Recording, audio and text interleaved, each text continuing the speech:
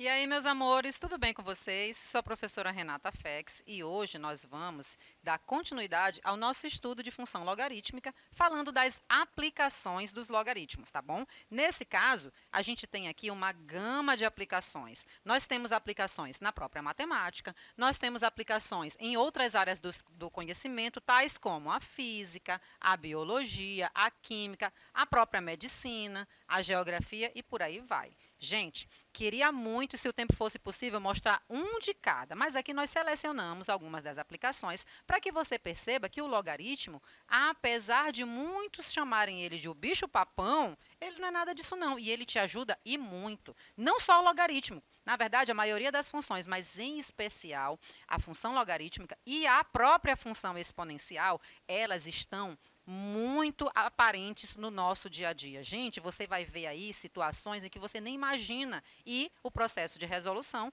para que você consiga chegar, né, no resultado, porque é um contexto do nosso dia a dia, é uma situação real, você vai perceber o uso, a importância do uso da própria função logarítmica. No nosso caso aqui, nós vamos, obviamente, mostrar exemplos e vai ser demonstrado via passo a passo de resolução, né, essas situações onde nós aplicamos as ideias dos logaritmos. Vamos lá, vamos começar? Vou fazer igual o ilustríssimo professor Marcos. Respira, oxigena o cérebro, né? Vamos lá. Te prepara aí para poder a gente começar a ver essas aplicações da função logarítmica, né? Vou aproveitar aqui, começando, óbvio, né? Vamos puxar a sardinha aqui para o nosso lado, vamos falar de matemática financeira, tá? E acompanha comigo aqui essa situação. Diz o seguinte: uma pessoa aplicou a importância de R$ 500 em uma instituição bancária que paga juros mensais de 3,5%, tá? No regime de juros compostos. E a perguntinha é: quanto tempo após a aplicação o montante será de R$ 3.500? Gente, aqui você tem duas ideias para resolver. Você vai começar, obviamente, resolvendo a partir do cálculo de matemática financeira mesmo. Lembra que a ideia aqui, a ideia central, é a dos juros compostos, tá? Mas você vai ver que ao longo do procedimento de resolução, a técnica dos logaritmos, ela é essencial para que você consiga resolver. Vamos começar, vamos chamar a sua atenção para a fórmula do cálculo de juros compostos, né? Que ela é essa aqui, por padrão. Montante é igual a capital, que multiplica 1 mais taxa, tudo isso elevado ao tempo. Aqui está em linguagem matemática, matematicamente falando, olha só, M é igual a C, que multiplica 1 mais I elevado a T. E aí, o que é que nós temos de informação do enunciado? Aqui nós temos o seguinte: o M, que para nós é montante, é o valor de R$ 3.500, tá? O capital, que é o valor investido lá no comecinho, tá? É o valor de R$ 500. No nosso caso, a taxa, aqui, ó, ele falou paga juros mensais de 3,5%. Então, a nossa taxa, 3,5%, ela é reescrita no formato de número decimal. Lembra que eu tenho 3,5 sobre 100. E isso é a mesma coisa aqui, 0,035. Olha a perguntinha da questão. Quanto tempo? Tempo para nós aqui, na nossa fórmula, é a própria letra T. E é atrás desse tempo que nós iremos, tá? Então, é o que nos interessa dizer esse tempo. Bom, você já entendeu, né, todas essas informações e agora nós vamos fazer o quê?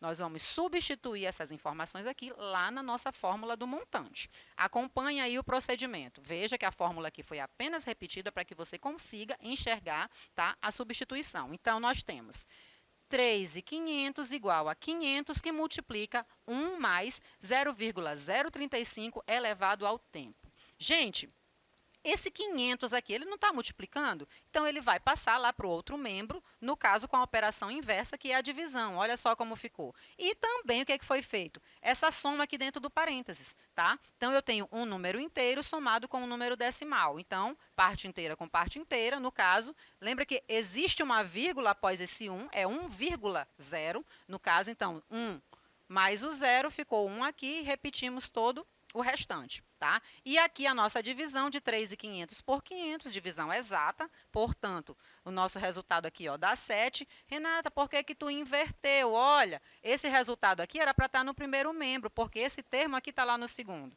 Gente, aqui eu tenho uma igualdade, né? Se é uma igualdade, na hora que eu inverto os membros, quem está no primeiro vai para o segundo, quem está no segundo vai para o primeiro, não teve alteração nenhuma. Isso foi possível aqui, tá? Porque eu teria 7 igual a 1,035 elevado a t. Por sua vez, isso é a mesma coisa aqui que está escrito. 1,35 elevado a t igual a 7, tá? Então, não teve nenhum procedimento de cálculo, apenas a mudança de membros, tá bom? E agora, como é que eu vou encontrar, né, esse valor de tempo? Quem é esse tempo nessa situação bem aqui? E agora, com o conhecimento que você tem lá, até então, que você estudou, dá para resolver? Ah, basta tirar a raiz tésima. É, dá. Mas aí, quem vai ser esse t? Tá vendo agora a importância dos logaritmos? Porque quando você aplica o logaritmo, que é o que nós vamos fazer a partir de agora, você vai perceber que a calculadora, obviamente, precisa ser usada, porque quando eu aplico o logaritmo, eu estou calculando o logaritmo de 1,035, assim como eu estou calculando o logaritmo de 7, tá bom? E, obviamente, tá? Quem é essa base? Ela não colocou. E agora? Gente, essa base bem aqui, em aulas anteriores, nós já explicamos, mas vamos repetir, não custa nada. Quando não está identificado aqui, esse logaritmo é o decimal. Eita, logaritmo decimal, que diacho é isso? Gente, esse logaritmo aqui, ó, a base dele é 10. Está subentendido que aqui, para ambos os logs identificados, a base é 10. Belezinha? Então, perceba agora, tá? Que como ficou. Lembra lá daquele expoente? Propriedade operatória dos logaritmos, tá? Quando eu tenho um expoente, lembra que o 1,035 estava elevado ao t? A propriedade operatória me permite tirar aquele expoente lá e ele passar, né, a ser um fator da multiplicação pelo logaritmo, tá? Então, a escrita ficou t que multiplica log de 1,035 sendo igual ao log de 7. Agora, obviamente, com o uso de calculadora, nós iremos identificar o valor desse log de 1,035 e também do log de 7. Esses valores são log de 1,035 dá 0,0149 e o log de 7 dá 0,8451. Belezinha? Olha só como ficou. Aqui, ó, esse número, esse 0,0149, está multiplicando a variável. Se ele está multiplicando, ele vai passar lá para o segundo membro, dividindo. Então, o resultado dessa nossa divisão vai ser agora o 56,7. E a nossa resposta? Bom, vamos formalizar aqui a nossa resposta. Aquele montante de R$ 3.500, ele vai ser originado após passados quantos meses? 56 meses de aplicação. Eita, Renata, muito tempo, né? Sim, lembra que o valor investido lá no começo era de R$ 500, um valor baixo. Então, para que você, a partir de R$ 500, consiga gerar lá no final 3.500, que é o que a questão informou, vai se passar aí muito tempo, né, para que você consiga chegar nesse valor, tá bom? No caso, esse tempo corresponde a 56 meses. Na verdade, um pouquinho mais, né, quase 57, mas a gente já aqui só aproveitou e escreveu a parte inteira. Então, passados 56 meses de aplicação, nós conseguimos gerar aquele montante de R$ 3.500, tá bom? Esse foi o nosso primeiro exemplo, que envolve matemática financeira. Vamos passar para o segundo?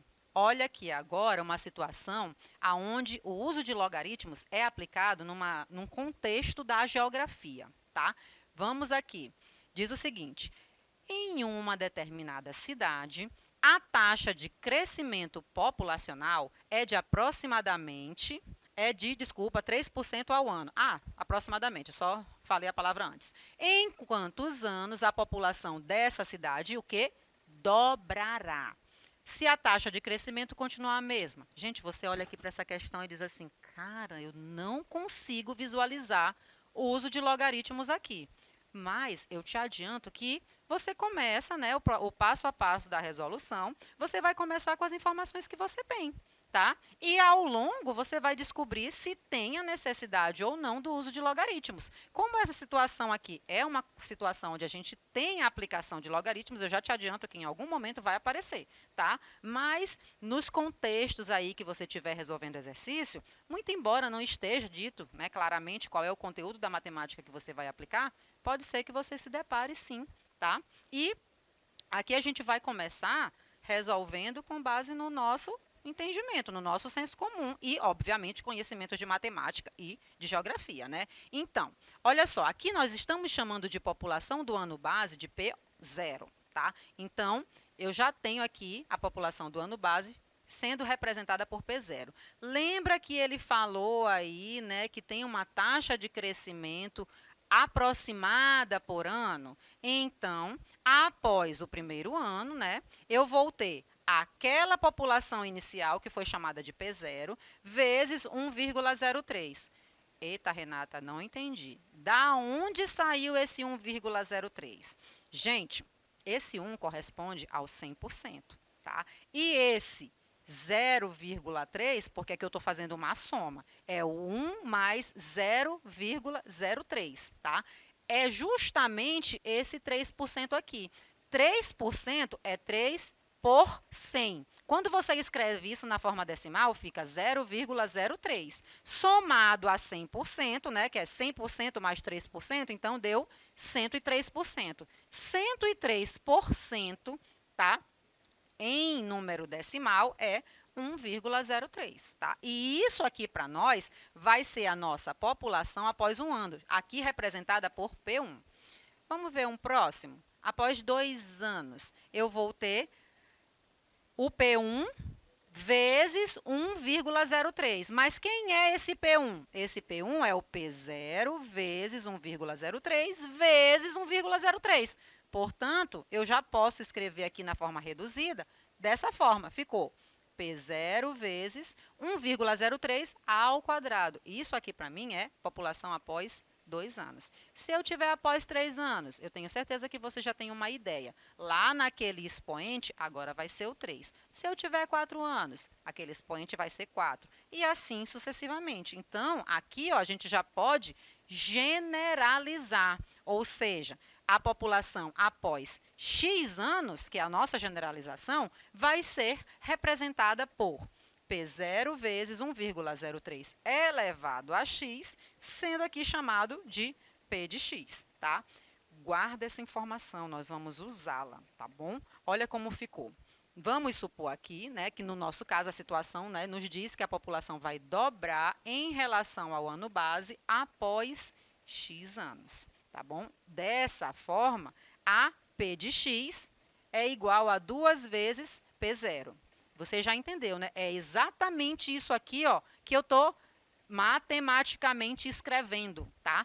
Ficou, então, P de x igual a 2 vezes PO. O 2 vezes é o dobrar que está mencionado aqui. O que eu vou fazer com isso agora? Eu vou substituir, tá? Lá na generalização que nós acabamos de fazer, tá? Então, eu tenho P0 vezes 1,03 elevado a x vai ser igual a 2P0. Perceba que o P0 está presente tanto no primeiro membro quanto no segundo. Então, isso me permite eliminá-lo, tá? Cancelá-lo, como nós falamos. Então, você cancela, eles estão fora. Renata, eu não entendi essa ideia do cancela. Chama a tua atenção para o seguinte, isso aqui não está multiplicando? Se está multiplicando, eu passo para lá dividindo. Então, eu vou ter P0 dividido por P0. Isso tem como resposta o 1. Então, eu tenho 2 vezes 1, que dá 2. É a ideia do cancelar, tá? Na verdade, o que você está passando? Você está mudando de membro, fazendo uma divisão, e como o resultado da divisão é a unidade, 1 vezes qualquer coisa é qualquer coisa. No nosso caso aqui, esse qualquer coisa vale 2. Então, 2 vezes 1 dá o próprio 2. Isso me permite, tá, já escrever o 1,03 elevado a x igual a 2.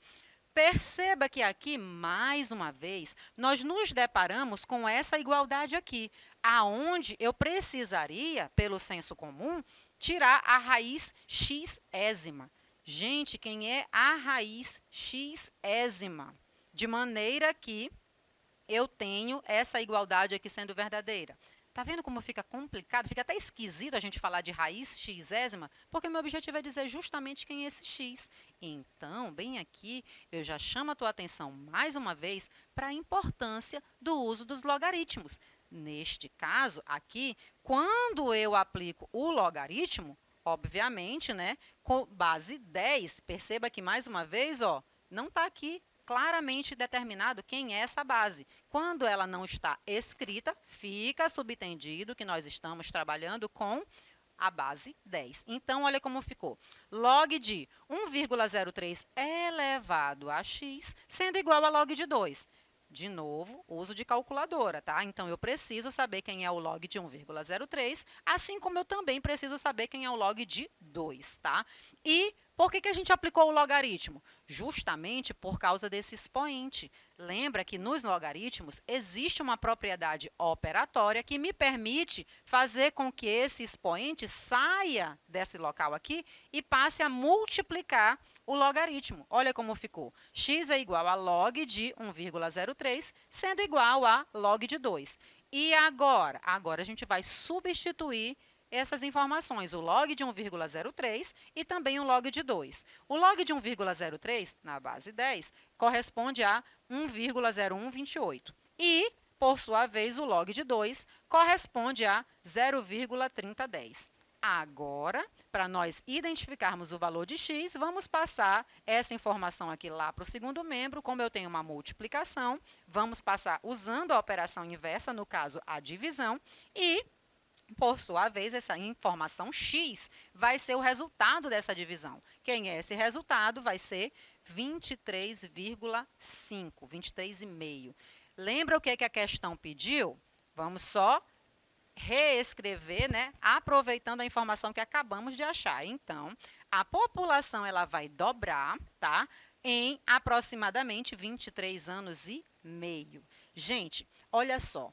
Segundo exemplo, aonde a gente percebe a importância e, por sua vez, a necessidade do uso de logaritmos para que nós encontremos o nosso resultado.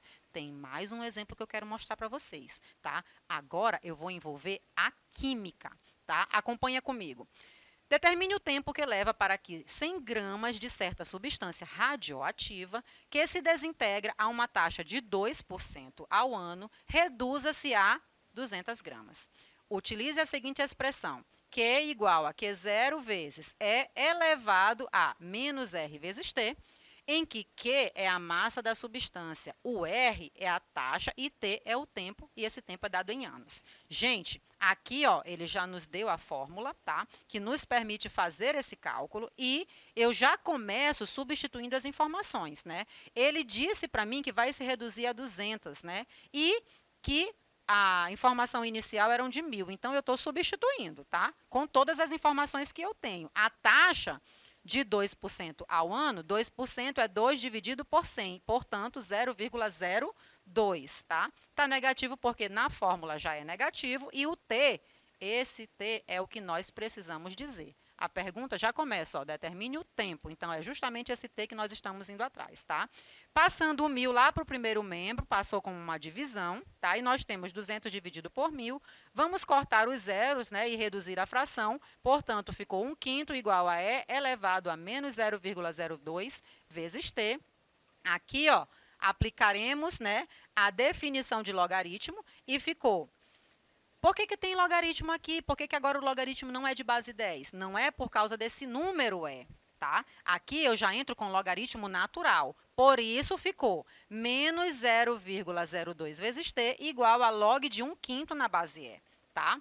E agora? Agora ficou menos 0,02t sendo igual ao log de... Quem é 1/5? 1/5 é 5 elevado a menos 1. E aí, isso já vai me permitir, né, pela propriedade do logaritmo, tirar esse expoente e ele virar aqui um fator na minha multiplicação, pelo logaritmo. E aí ficou, ó, perceba que o primeiro membro, eu não estou trabalhando, eu estou trabalhando apenas no segundo. Então, ficou, né, o menos 1 vezes o log de 5 na base E, menos 1 vezes, tudo isso ficou só o negativo, eu não preciso escrever a unidade, tá?